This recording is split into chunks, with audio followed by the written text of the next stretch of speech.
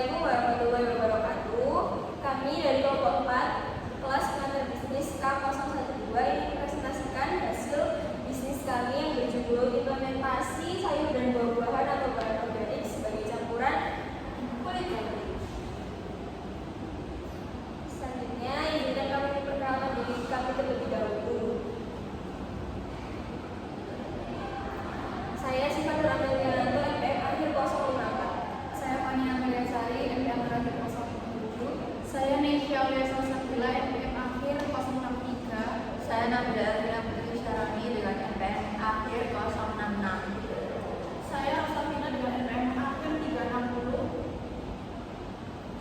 Lalu berikut ini ada agenda dari presentasi kami. Next.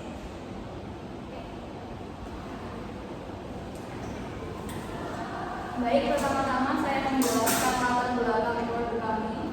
Jadi di zaman sekarang ini, selain memiliki makanan yang lezat, tentunya kita akan melihat juga nilai gizi dari makanan tersebut untuk kesehatan kita. Maka dari itu, kami berinovasi membuat produk dumpling dengan kulit berbahan dasar organik. Berikut ini adalah biodata bisnis dan juga struktur manajemen. Di sini saya akan menjelaskan deskripsi produk kami.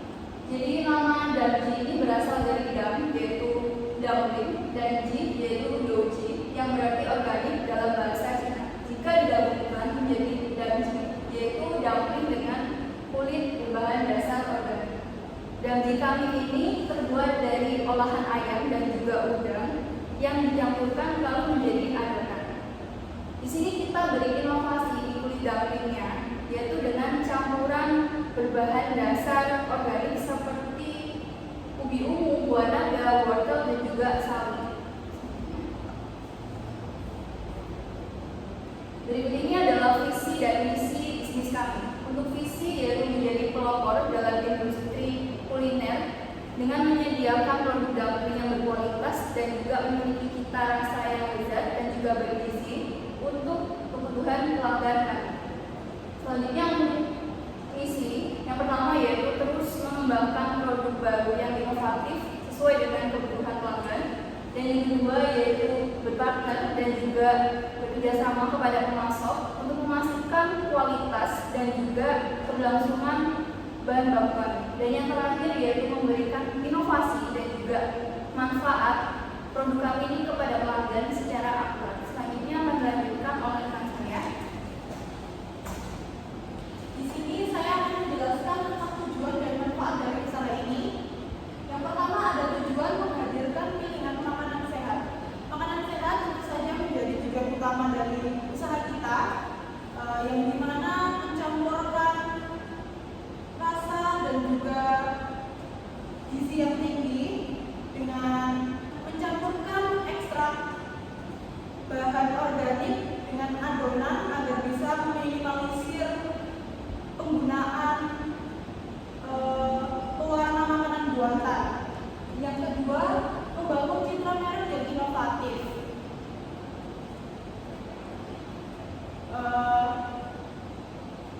Tentu saja inovasi dari beragam warna yang akan kita berikan pada kulit dumpling akan menjadi kuliner yang bisa menarik perhatian para pelanggan di pasar kuliner. Yang ketiga, meningkatkan kesadaran kami sebagai owner dari usaha ini tentu saja tidak semata-mata menguntungkan diri kami sendiri, tapi kami juga memikirkan tentang para customer yang dimana makanan yang mereka konsumsi haruslah sehat dan bisa dan memiliki nilai serat, protein, dan juga gizi yang tinggi. Ada manfaat. Yang pertama, pilihan makanan sehat. Yang kedua, nilai gizi yang tinggi. Sebelumnya sudah saya katakan bahwa nilai gizi pada dimsum kami sudah diakumulasi agar seimbang dengan nilai protein dan nilai kelezatannya. Yang ketiga, pengalaman kuliner yang anti mainstream, yang dimana banyak ragam, yang dimana kalian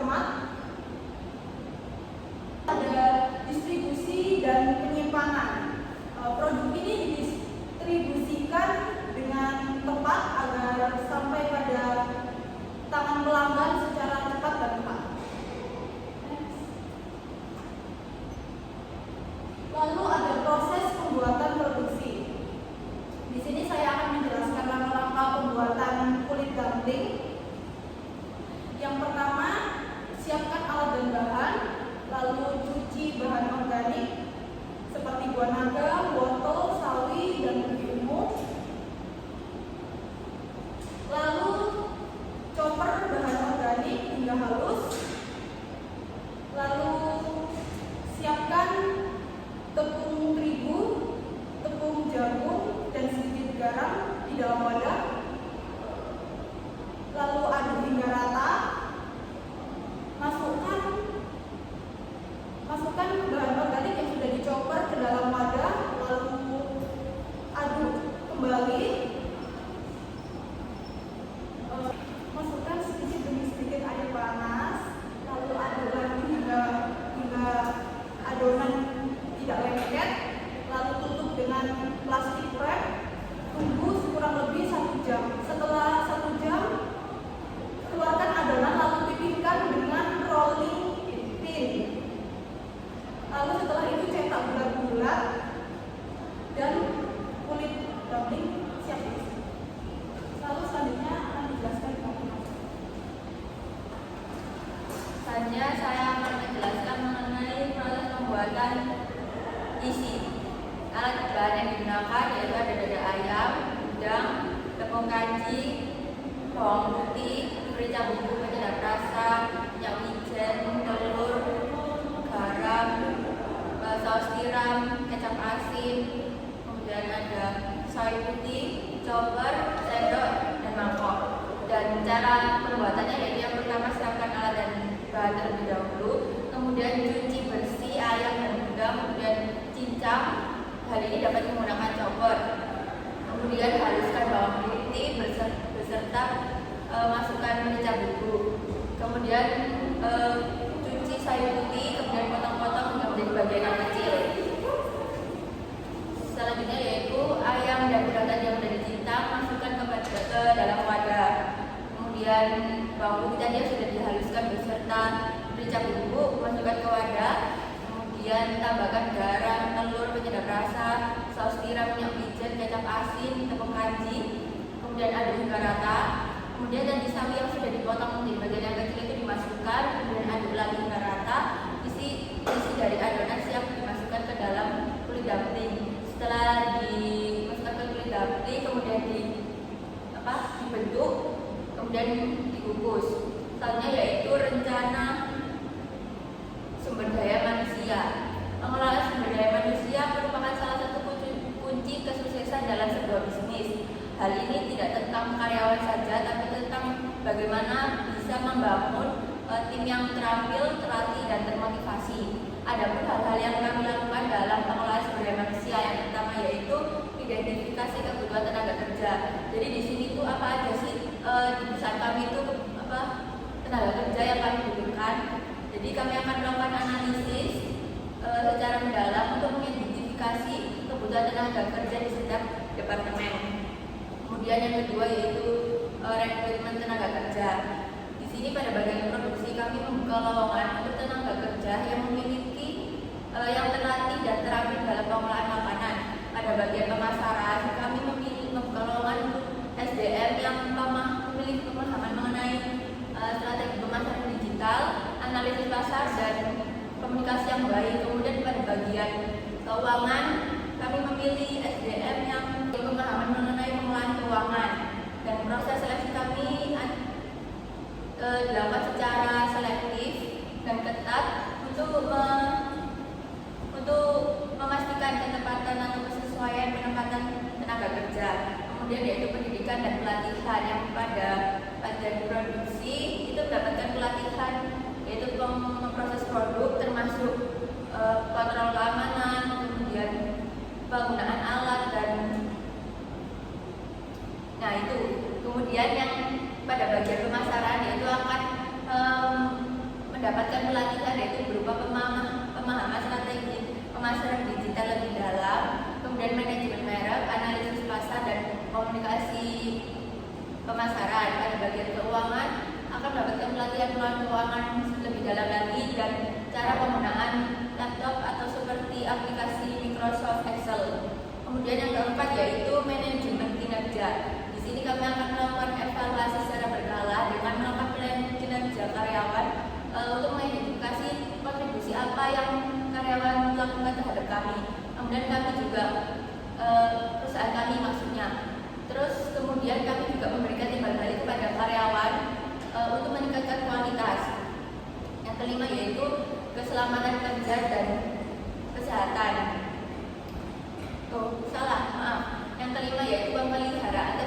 kerja. Kami yang dasar-dasar dulu yaitu kami akan memberikan lingkungan kerja yang aman dan nyaman serta memberikan program-program kesejahteraan bagi para karyawan. Contohnya yang keenam yaitu keselamatan kerja dan kesehatan. Kami akan memastikan bahwa tenaga kerja kami itu selalu dilindungi dengan alat pelindung diri. Kemudian kami juga akan melakukan inspeksi secara rutin terhadap area produksi untuk mengurangi risiko terjadinya kecelakaan kerja. Yang ketujuh yaitu evaluasi dan perbaikan berkelanjutan. Kami akan melakukan evaluasi secara berkala untuk penilaian pencapaian kinerja individu dan departemen. Kemudian kami juga melakukan evaluasi terhadap untuk mengidentifikasi area-area mana saja yang perlu diperbaiki. Selanjutnya yaitu rencana pemasaran. Yang pertama yaitu segmentasi pasar yang mendalam. Kami akan menganalisis secara mendalam untuk mengetahui segmen pasar yang berpotensi tinggi terhadap produk kami. Dengan begitu kami akan membuat strategi pemasaran yang lebih efektif. Yang selanjutnya kedua yaitu pengembangan merek yang kuat. Di sini kami akan menekankan atau memperkuat penekanan pada kualitas produk kami. Dan kami kan di sini kan menggunakan India kulit dumpling dari bahan organik. Jadi kami akan memberikan kualitas yang tinggi terhadap bahan-bahan organik. Kemudian kami akan menciptakan inovasi dalam rasa dan tekstur, dan kami akan selalu komitmen dengan kualitas produk. Yang ketiga yaitu strategi promosi multikanal. Nah, di sini kami akan mempromosikan melalui berbagai saluran seperti media sosial yaitu dengan TikTok dan Instagram, iklan daring, kemudian juga dengan promosi secara langsung. Kami juga akan hadir dalam acara-acara lokal seperti festival makanan. Kami juga akan berkolaborasi dengan para influencer dan food blogger. Yang keempat yaitu pengembangan kemitraan dan jaringan. Nah, di sini kami akan mengembangkan dalam beberapa pihak seperti ahli gizi, kemudian influencer serta komunitas sehat untuk memperluas jaringan produk kami. Kami juga akan menjalin kemitraan dengan restoran, kafe, dan toko makanan untuk memperluas distribusi produk kami dan memperkenalkan produk kami ke audiens yang lebih luas. Yang kelima yaitu optimasi penjualan dan distribusi. Untuk memberikan pengalaman yang mulus bagi pelanggan, kami akan memanfaatkan teknologi dan sistem penjualan yang canggih. Kemudian kami juga memiliki opsi pengiriman, termasuk pengiriman langsung kepada pelanggan, dan memastikan bahwa produk kami itu datang dengan tepat waktu dan dalam kondisi yang baik. Kemudian yang keenam terakhir yaitu target pasar. Target pasar dari produk kami yaitu semua kalangan masyarakat, baik kalangan anak-anak, kalangan muda maupun kalangan tua. Dengan target utama yaitu orang-orang atau individu yang peduli akan kesehatan dirinya dan bersedia untuk membayar harga yang sedikit lebih mahal.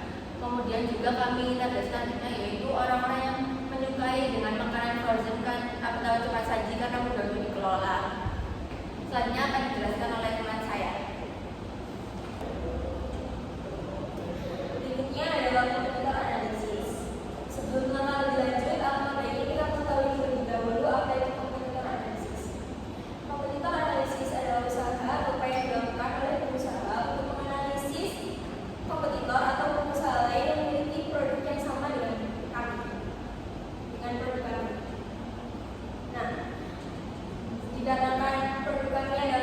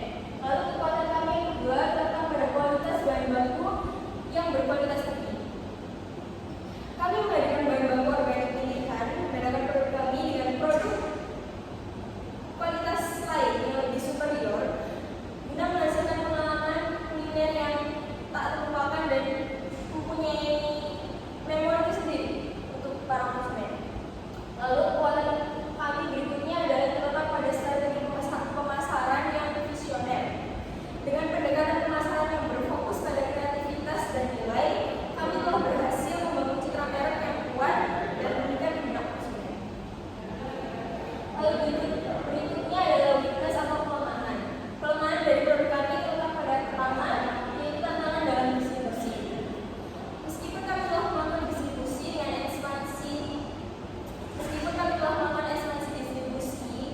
tetapi tetap saja produk kami terhalang dalam pengiriman luar pulau karena STM.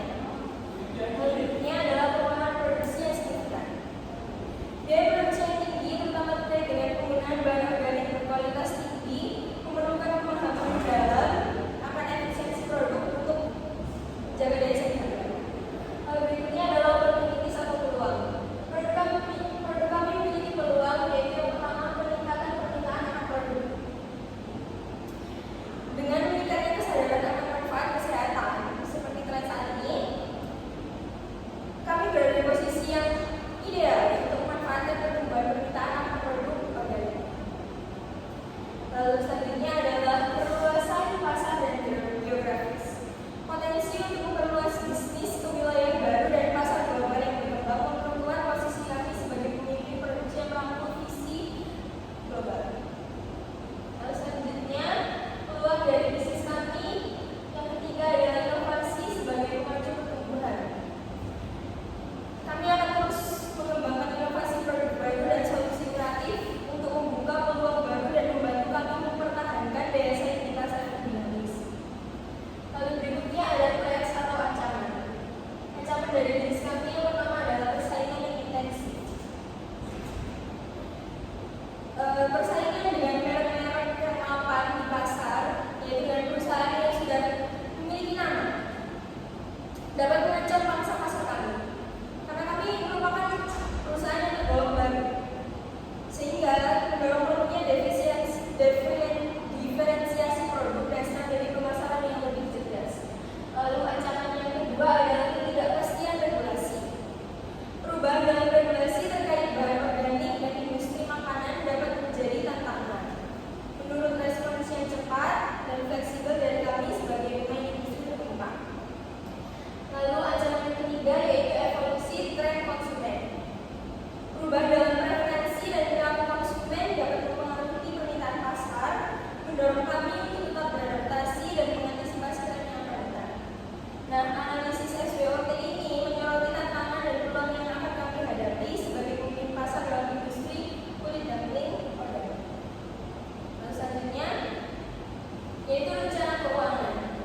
Dapat dilihat berikut adalah biaya variabel dalam pembuatan atau dalam produksi dumpling kami. Dengan total biaya 238.000. Lalu selanjutnya ada biaya kemasan dengan total biaya 45.000, biaya tetap dengan total biaya 630.000. Lalu selanjutnya ada biaya investasi dengan total biaya 2.510.000. Dengan perkiraan umur ekonomis peralatan selama 10 tahun, maka 2.510.000 dibagi 10 tahun menghasilkan 251.000 per tahun. Lalu 2.250.000 dibagi 120 bulan yang akan menghasilkan 20.900 rupiah per bulan. Apabila produksi dilakukan setiap bulan, maka biaya investasinya adalah senilai 20.900 rupiah per bulan.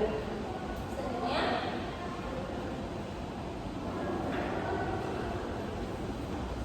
Baik, jadi ada total biaya. Total biaya ini ada biaya variabel sebesar 238.000, lalu ada biaya kemasan sebesar 45.000 dan juga ada biaya investasi sebesar 2.510.000 yang per bulannya itu mendapatkan 20.900 rupiah. Lalu ada juga biaya tetap itu sebesar 630.000 dan biaya lainnya 92.000. Lalu hasil dari sumber modal kami itu dari modal kami sendiri sebesar 3.470.000. Selanjutnya ada harga pokok yaitu HPP sama dengan biaya variabel ditambah biaya kemasan ditambah biaya operasional dan juga ditambah biaya investasi per bulan dibagi produk kami. Jadi produk kami itu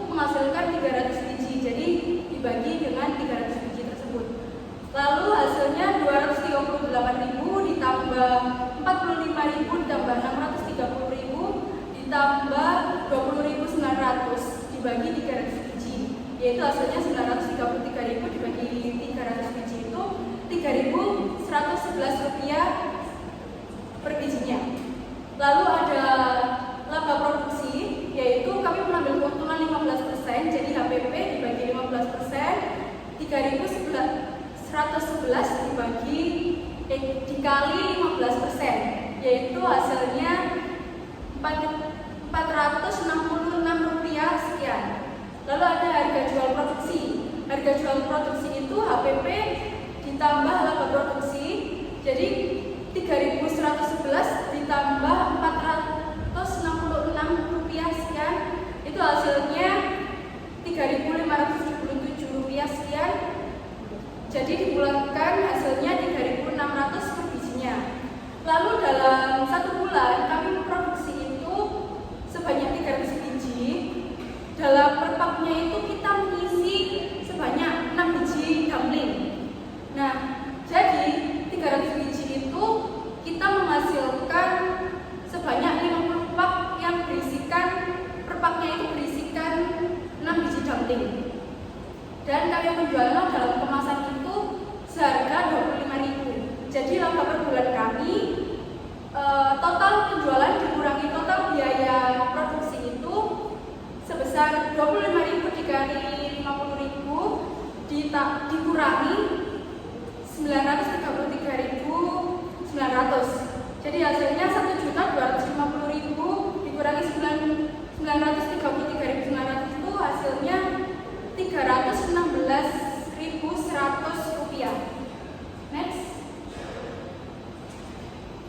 Jadi kesimpulannya dalam bisnis implementasi kami dari produk Damji Company ini, perusahaan kami membuat dumpling organik dari buah-buahan dan sayuran. Jadi kami membuat produk ini bukan hanya semata untuk kelezatan saja, tapi kita juga melihat dari sisi kesehatan dan juga gizi yang ada dalam produk kami. Dan untuk melalui pendekatan pemasaran yang cerdas, manajemen sumber daya manusia kami juga membuat perencanaan keuangan yang cermat. Jadi kami yakin bahwa produk